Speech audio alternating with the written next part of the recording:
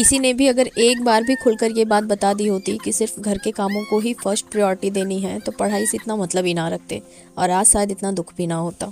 बचपन में हमें पता नहीं होता है कि हम लड़कियों की लाइफ सिर्फ घर गृहस्थी चूल्हा चौका में ही सिमट कर रह जाने वाली है, नहीं तो पढ़ाई में इतनी मेहनत ही ना करते।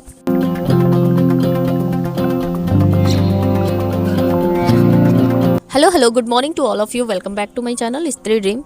अभी हो रहा था रात का टाइम, सबका खाना पीना हो गया था और शार्वी भी सो गई थी, मैं भी आ गई थी रूम में और अभी मैं जा रही थी पढ़ाई करने। आज है 20 तारीख और आज का भी दिन बीत ही चुका है, रात बाकी है। और अभी मैंने सोचा है कि मैं आरओ के लिए सिर्फ एफर्ट नहीं डालूंगी क्योंकि 21 जनवरी को सीटेट पेपर 2 का भी एग्ज़ाम है। मतलब सीटेट का एग्ज़ाम है, फर्स्ट पेपर सेकंड पेपर दोनों का, तो मेरा भी पेपर 2 का एग्ज़ाम है, तो अभी मैं उसके लिए पढ़ाई करूँगी क्योंकि एग्ज़ाम के लिए गिन कर सिर्फ 30 दिन बचे हैं। और अभी मेरे घर में भी लोग हैं, जैसे मैं स्टार्टिंग में वीडियो बनाती थी तो सार्वी का बहाना बनाती थी, मेरी पढ़ाई दिन में नहीं हो पाती थी। बट अभी घर में दिन में पढ़ाई करना पॉसिबल ही नहीं हो पा रहा है, कुछ ना कुछ लगा रहता है। इसलिए मैंने सोचा है कि मैं अब सीटेट के लिए पढ़ूंगी और रात रात में पढ़ाई करूंगी। स्टार्टिंग में मैं जब पढ़ाई करती थी तो फिर मुझे यही लगता था ना, सार्वी जैसे मेरा पेन ले लेती थी, कॉपी ले लेती थी, तो मुझे लगता था मुझे दिन में नहीं पढ़ना चाहिए। पर मैं जब काम करती थी तो सार्वी को ये चीज़ें समझ में आने लगी कि मम्मा ये काम कर रही हैं, उसी तरह पढ़ाई भी उसे समझ में आने लगी थी और अब वो नहीं परेशान करती थी। पर अब घर का एनवायरनमेंट होना चाहिए पढ़ाई के लिए, इसलिए पढ़ाई हो नहीं पा रही है, एनवायरनमेंट बन ही नहीं पा रहा है। ज़रूरी नहीं है कि मुझे हमेशा काम ही रहे, पर जब घर में लोग रहते हैं ना तो डिस्टर्बेंस होता ही रहता है। एज ए बहू, अगर कोई बहू होगा तो ये चीज़ें बहुत अच्छे से कनेक्ट कर सकता है। एंड बहुत सोचने के बाद मैंने ये डिसीजन लिया है कि ऐसे बैठकर डिमोटिवेट होने से अच्छा है कि मेरे पास अभी 2 ऑप्शन है। आरओ तो छूट ही रहा है क्योंकि अब वो मुझे बिल्कुल पॉसिबल लग ही नहीं रहा है कि मैं वहाँ तक पहुँच पाऊँगी और इसके चक्कर में कहीं मेरा सीटेट पेपर 2 भी ना छूट जाए। इसलिए अभी मैं इसके लिए प्रिपरेशन करना स्टार्ट करूँगी क्योंकि पीछे भी मेरा कुछ रीजन बस नहीं हो पाया था, नहीं तो पेपर 2 भी मेरा क्लियर हो जाता। 81 मार्क्स थे मेरे, बस 9 मार्क्स कम थे, अदरवाइज़ ये भी क्वालिफाई थी मैं।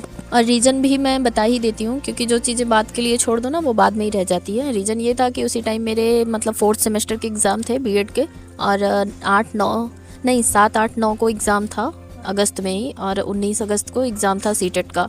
और ऐसा होता है ना कि जब हम कोई चीज़ की प्रिपरेशन स्टार्ट करते हैं तो जैसे जो 2 एग्ज़ाम था मेरा, पेपर 1 पेपर 2 का, तो पहले से ही कभी मैंने दिया नहीं था सीटेट पेपर। तो फिर मुझे ये था ना कि पहले मैं सीडीपी पढ़ूँ, तो बस मैं फर्स्ट पेपर ही पढ़ते रह गई।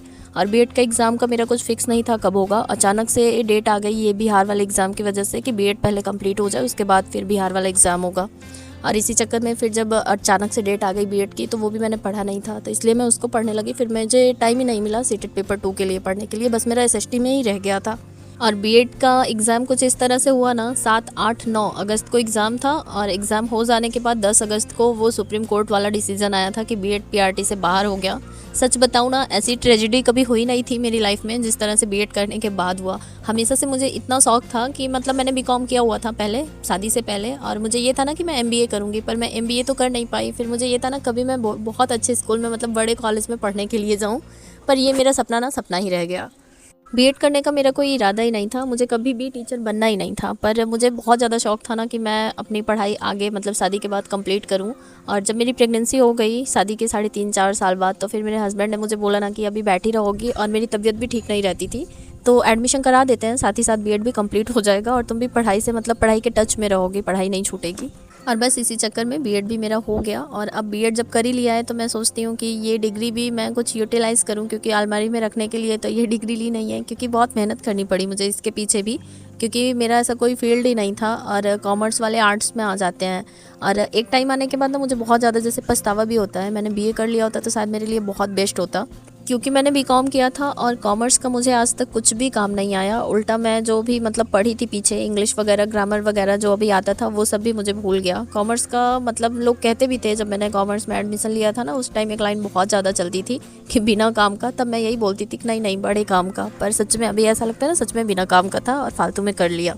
फिलहाल ये सारी बातें छोड़ते हैं, इन सब बातों का अब कोई मतलब ही नहीं है, अब तो बीएड कर ही लिया है। और बीएड के लिए भी मैंने बहुत मेहनत की, अपना छोटा सा बच्चा छोड़ कर मैंने एग्ज़ाम दिया है और रात रात में बैठ कर पढ़ाई की है, तो अभी मैं इसको वेस्ट नहीं जाने दे सकती। इसलिए अभी सीटेट पेपर 2 के लिए ही प्रिपेयर करूँगी अपने आप को, और सीटेट पेपर 2 मुझे क्वालिफाई करना है, क्योंकि आज ही मेरी फ्रेंड ने बताया मुझे कि झारखंड में प्राइमरी के लिए मतलब अलाउ कर दिए हैं, और अभी अदर स्टेट में भी हो सकता है आगे पीछे अलाउ हो जाए।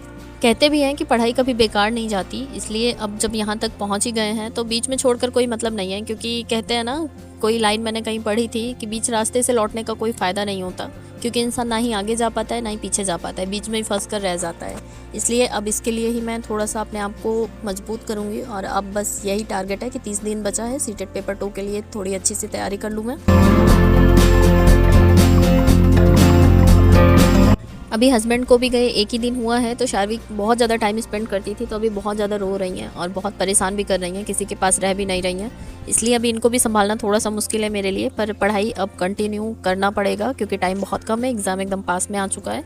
नहीं तो फिर वही है ना कि टाइम निकल जाने के बाद सिर्फ पछतावा होगा।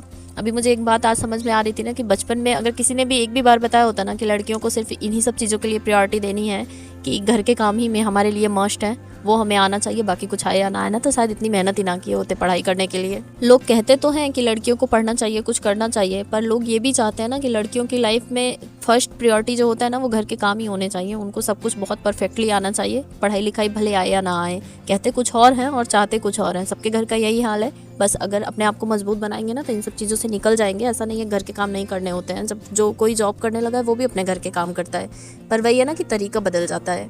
और मुझे तो ये फीलिंग आती है कि इतना पढ़ लिख जाने के बाद जब यही करना था तो फिर पढ़ाई ही क्यों की थी। फिलहाल अभी मैं एक वीडियो ऐसा बनाने वाली हूँ कि जो भी बहुत सारे क्वेश्चंस आते हैं मुझे कि मैं कौन हूँ, कहाँ से हूँ, क्या पढ़ाई करती हूँ, कहाँ से नोट्स बनाती हूँ, इन सब चीज़ों पर मैं एक सेपरेट वीडियो बनाऊँगी।